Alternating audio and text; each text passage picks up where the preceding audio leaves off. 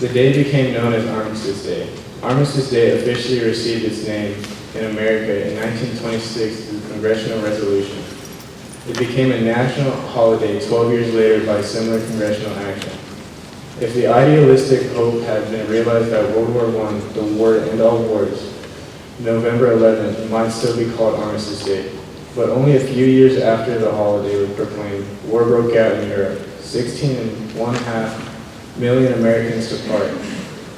407,000 of them died in service, more than 292,000 in battle. Armistice Day was then changed to honor all veterans.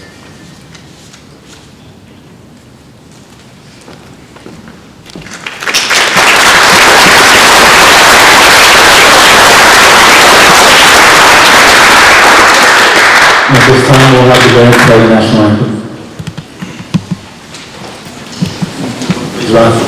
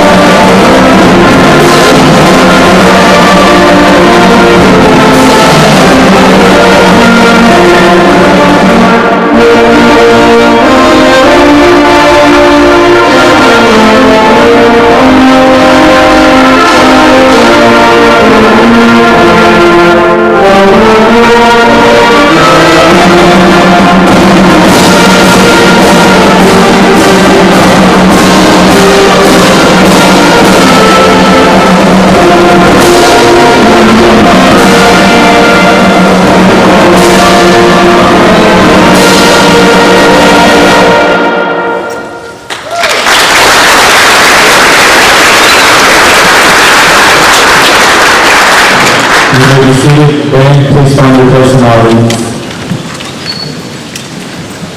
Next is Seth Childress on What is the Better?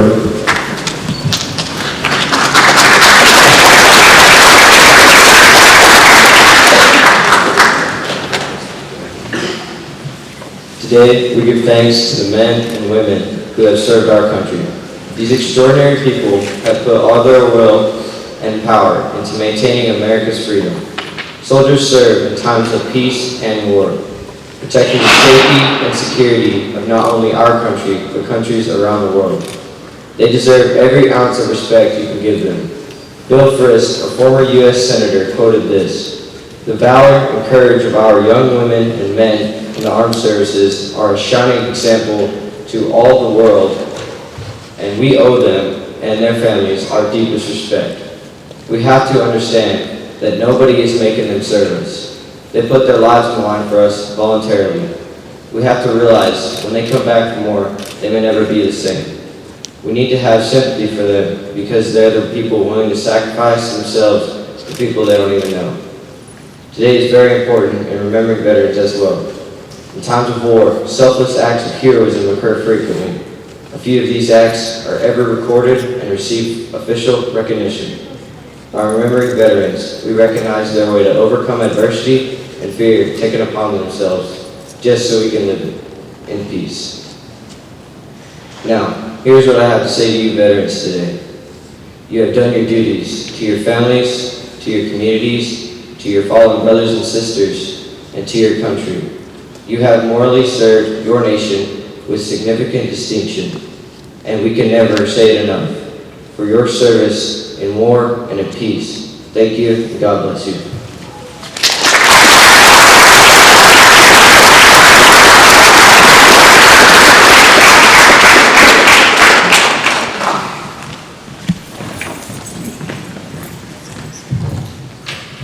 The history of the branches. We start with the U.S. Army. The United States Army is the oldest service branch of the military. It was formed with the task of protecting freedom of 13 colonies. Later under the Department of Defense, it evolved into one of the world's most powerful entities. The Army is the largest of the service branches. where it is charged to protect America's freedom at home and abroad, ensuring the safety of our homeland, and defending democracy all over the world. The official definition of the Army's purpose is to preserve the peace and security and provide the defense of the United States, the Commonwealths, and possessions of any areas occupied by the United States. To support national policies, implement national objectives, and to overcome aggressive acts that affect the peace and the security of the United States. Next, we have the U.S. Navy. The Navy serves as the naval warfare branch of the United States Armed Services. It is the seaborne branch of the military. The U.S. Navy possesses the world's largest carrier fleet. The mission of the U.S. Navy is to maintain, train, and equip combat-ready naval forces capable of winning wars, deterring aggression, and maintaining freedom of the seas. The Navy consists of three principal components: the executive offices, the operation forces, and the shore establishment. Now the U.S. Marine Corps. The U.S. Marine Corps was established to engage in ship-to-ship battle, provide security of the country's naval fleets, and assist with landing forces. The Marines have been known as America's expeditionary force in readiness. They are the soldiers of the sea who provide forces and detachments to naval ships and shore operations. All Marines are skilled riflemen, regardless of the jobs they perform. Their core values are honor, courage, and commitment. Their mission has always been to protect the lives of our citizens and the interests of the nation. The Marines' purpose is to be the nation's rapid response force as we lead efforts to combat operations on all fronts: air, land, and sea. Next is the U.S. Coast Guard. The United States Coast Guard was formed with the unique status of being a multi-mission service. It is responsible for two primary missions. The first, maritime law enforcement, in which it has jurisdiction both domestically and internationally. The second, as a federal regulatory agency. The mission of the Coast Guard is to perform three primary roles. The roles include maritime safety, maritime security, and maritime stewardship. These roles are broken down further into statutory missions, which include, but are not limited to, search and rescue, fisheries law enforcement, marine environmental protection, securing ports and waterways, drug interdiction, and defense readiness. And last, but most certainly not least, we have the U.S. Air Force.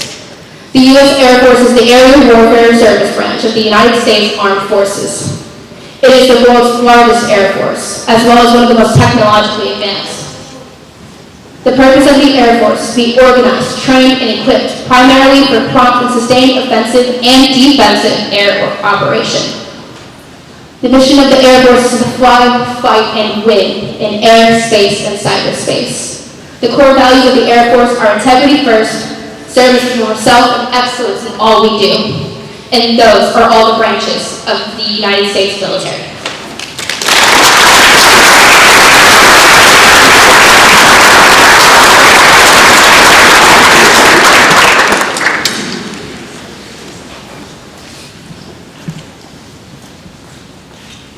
At this time, we'd like to play the Armed Forces medley. Please stand whenever you hear your Armed Forces, when you hear your song.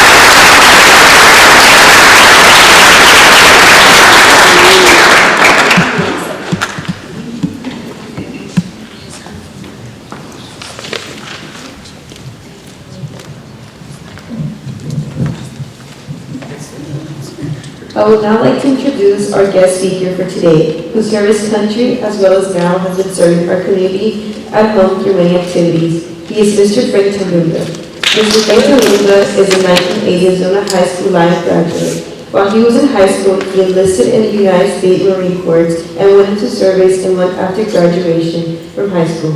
He then served a total of 23 years, combining active duty and active reserves, where he retired as a gunnery sergeant. Mr. Talunga has worked for Ozona Bank for 36 years. He has also been a Crockett County Commissioner since 1992. He was our newly elected Crockett County Judge and is a proud member of Our Lady of Perpetual Help Catholic Church. Mr. Talunga and his wife, Irma, have been married for 36 years. They have 4 children, 8 grandchildren, and 1 great-grandchild. It is my pleasure and honor to welcome Mr. Frank Talunga.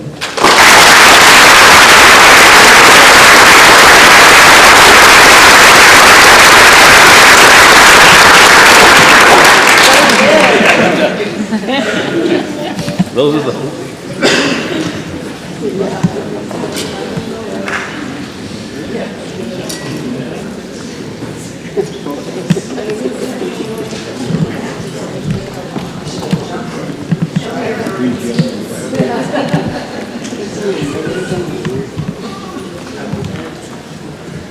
Good morning. Good morning. Man, this is a pretty nice program. Don't y'all think?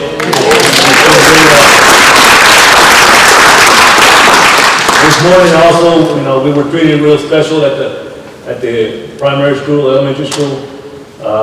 As I was looking out the door on the hallway, a little boy, just this tall man, came up to me and said, "Sir, I want to give you this." It's a little deal he colored. His name was Tatum. I don't know his last name, but man, he really gave me, some chills just to, Because he walked up to me with no fear or nothing, and he said, "Sir, I want to give you this." And then he said, "Read the back. Thank you for your service." And I said, "Man, that is awesome." Man, it was really awesome to just him do that for us. And on the deal it says here, veterans are a symbol of what makes our nation great. And we must never forget all they have done to ensure our freedom. And that's right. And you know what? In Ozona, the schools and the people here have never forgotten that, and they've always remembered our veterans. And I really appreciate, and I am proud to be here in Ozona, the town that does that for us. So, what can I say this morning to all our veterans and everybody here on Veterans Day? You know, they've already said what Veterans Day is, is about and the history and all that. I wanted to talk to you this morning about something that we have something in common. We have all done it. We've all said it. These people, these young men and lady that's going in will be saying it too. And it's the oath of enlistment. Y'all remember saying that? I do solemnly swear or affirm that I will support and defend the Constitution of the United States against all enemies, foreign and domestic. That I will bear true faith and allegiance to the same, and that I will obey the orders of the President of the United States and the orders of officers appointed over me, according to the regulations and the Uniform Code of Military Justice. So help me God. All of you have said it at one point or another, right? And we did it in honor, and we had kept that all through our military career. The oath of enlistment is something that every service member must promise and adhere to for their entire military career. If you are entering as an officer, you'll instead take the military oath of office. From the oath, you can see that you will be defending the Constitution, not a person. Discipline and accepting orders is sworn to. And finally, you vow to face the UCMJ should any disputes arise. As I read the oath to you, it reminds me of what an honor it is to serve. The pride I have when I am in uniform, the selfless service and sacrifice that I have made to the armed forces and to my country has always been one of my greatest honors. I bet each and every one of you that have taken the same oath feel the same way. Especially, I see one of our oldest veterans here. I think I heard him say this morning he's 92. Yes. I mean, I honor him because he's a Korean veteran, and we don't have that much to say about the Korean War. Why? Because it was a bad conflict. But he was there, and he's still here with us today. I want to give him a nice round of applause.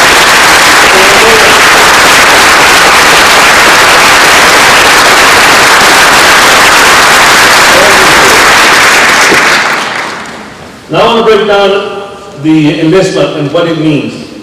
I do solemnly swear to defend the Constitution of the United States against all enemies, foreign and domestic. This is simple. As a military member, you must defend our country and abroad and right here at home. This means that you are ordered to take action against an American citizen, that you must, in accordance with the Constitution and the President, you must do so. You should keep in mind that the oath originated back in the 1700s and later changed in the 1960s. During the Civil War, many captured soldiers were forced to take this oath because for years after the Civil War ended, there were a lot of rebellious soldiers that still fought against the North. Once they were captured, if they did not accept the oath, they were then killed.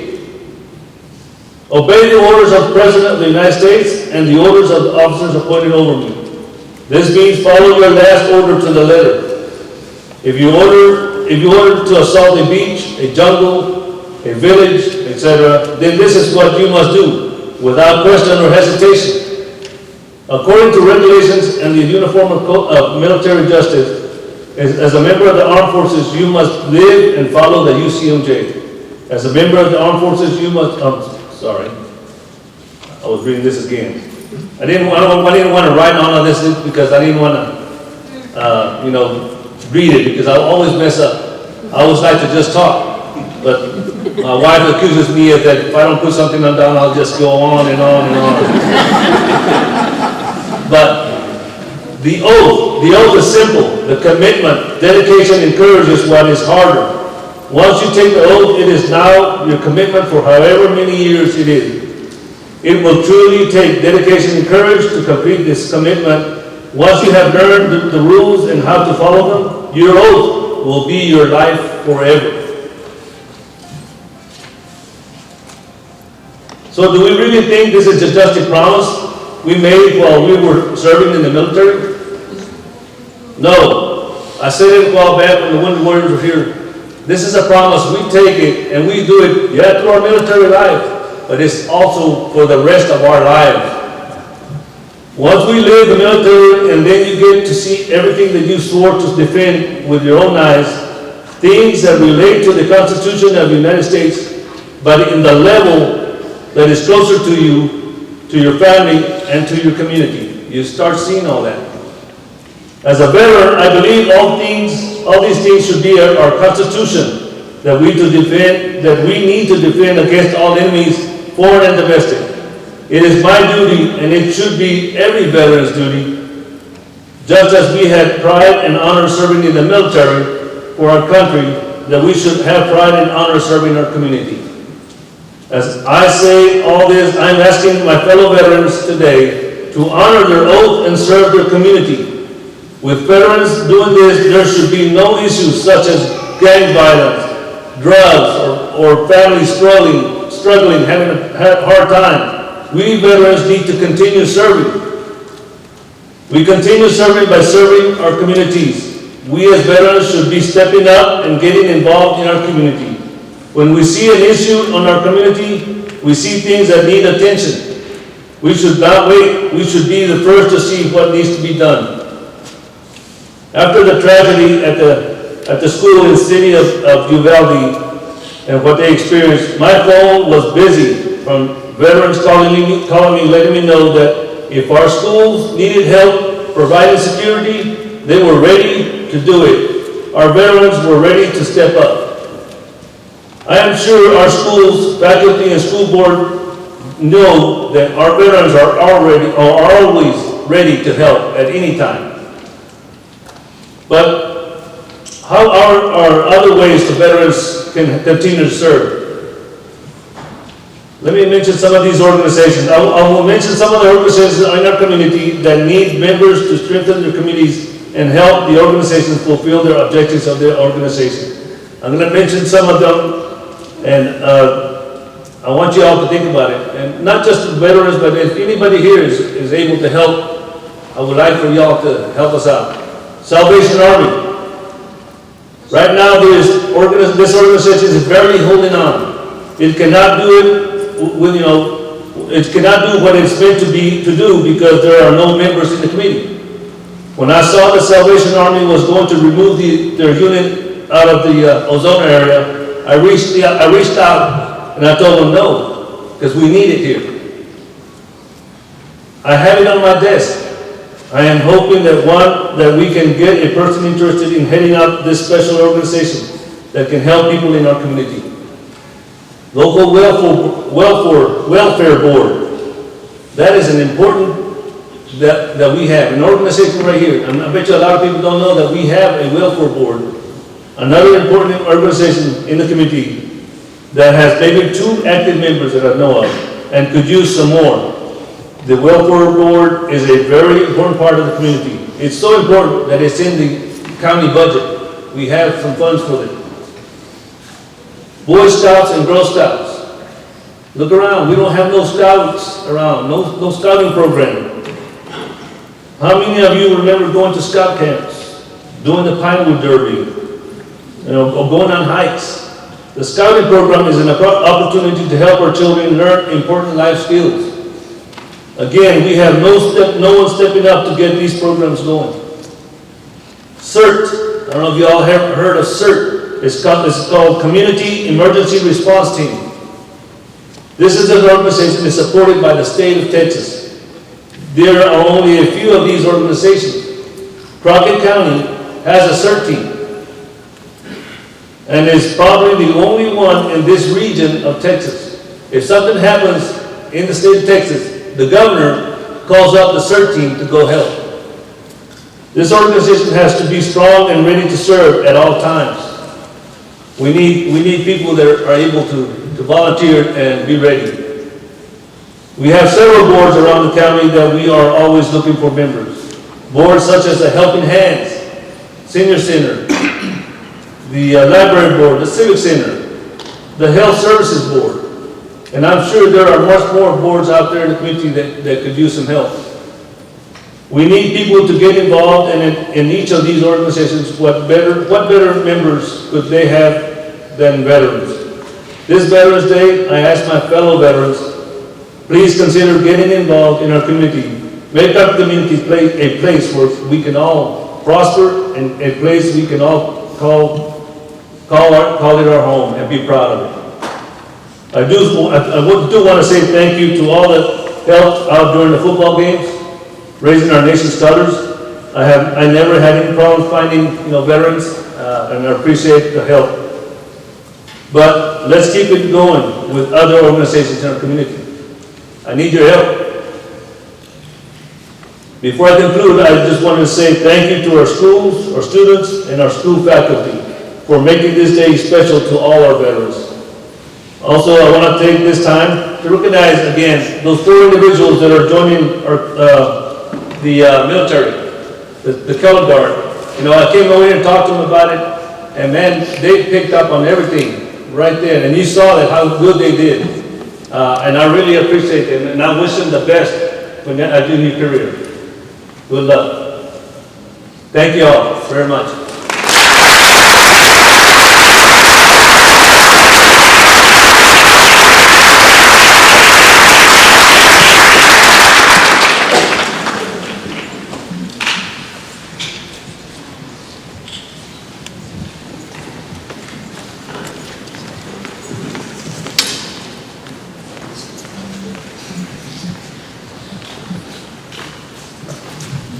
Guys, I just want to point out, how selfless is it that on Veterans Day, the charge is for veterans to serve more?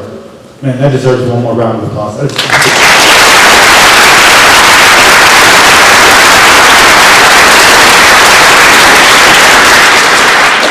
And now, Jaron Bucket for an explanation of the moment of silence.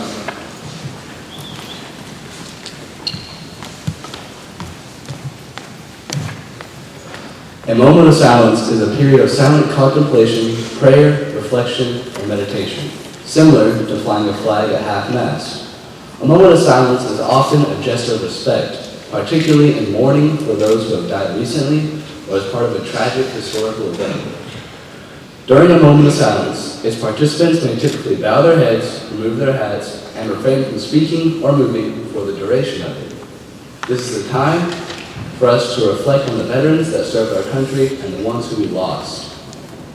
The first persons to publicly suggest a moment of silence as a vessel to hold the sorrow and loss of war was South African author and politician James Percy Fitzpatrick, and by Australian journalist Edward George Honey, who himself was a World War I veteran.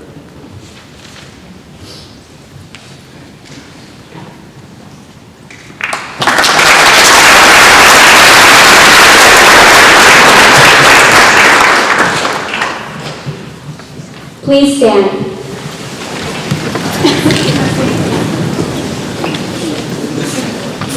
We would like to take a moment of silence now for our lost armed force members, our present armed forces, and our veterans who so graciously and bravely fought to defend our lives and country.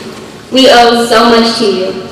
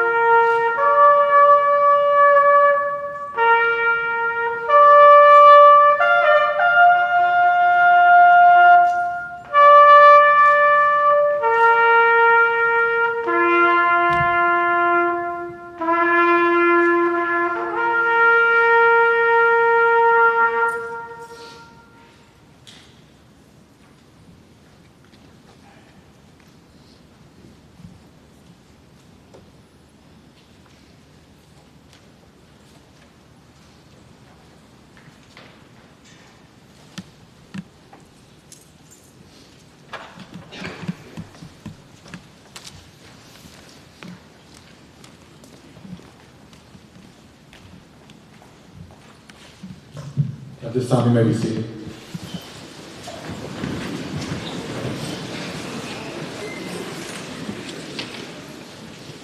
That concludes the Veterans Day program.